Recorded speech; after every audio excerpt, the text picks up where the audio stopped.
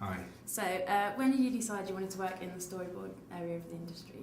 I was actually working in television at the time, and I was on holiday in France and came across a magazine. In France, they love their kind of graphic art and stuff, and it was called Storyboard, and I was sort of intrigued. I was in Paris, and I can't speak French, and it was just it was the film Amélie, and it had this. It was a magazine full of the storyboards from Amélie, and I thought, wow, this is fantastic. You know, I thought a great magazine, and I could draw a little bit, and I thought, you know, I've always wanted to get in the film industry rather than television, and I thought, I could maybe do that. So what I did is I phoned up the magazine, even though I don't speak French, and said, can I be your London correspondent? And Yves Allianz said, bien sûr, or whatever, and I could. And what that meant was that I could phone up pretty much anyone in the industry, the designers and storyboard artists, and interview them. And then what I hoped to do on the back of it was piggyback and show some of my life drawings and that sort of thing. Cool. And then I met this guy, Temple Clark, who's a big name in sort of storyboard world, and he was doing Harry Potter and couldn't do a job, and said, why don't you try this guy? And then I had to go, you know. Touch wood, it's been all right so far, you know. Cool. So you didn't really have any formal training or anything like that for it? No. Just came about through look and things like that? Yeah.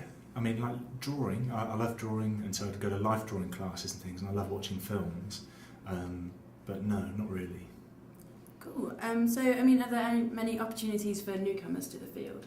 Yeah, I mean, it's one of those areas that's probably really easy to get in, and like every year more and more people do, because you just need some drawing ability, some storytelling ability, and a pencil. You know, so it's quite low cost.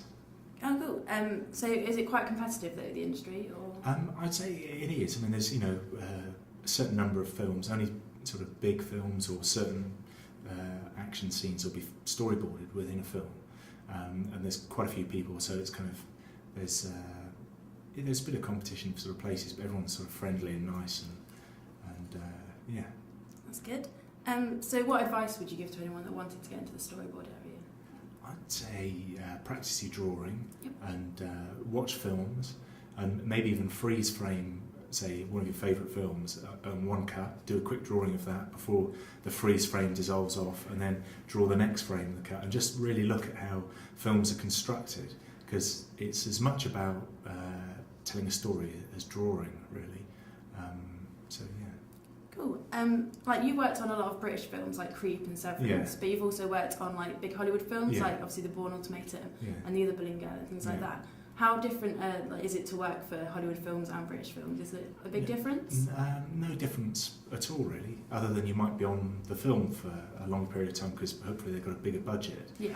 But you know, it's nice working on smaller films because you get the intimacy and throw around ideas more, as you can be part of a machine on bigger films.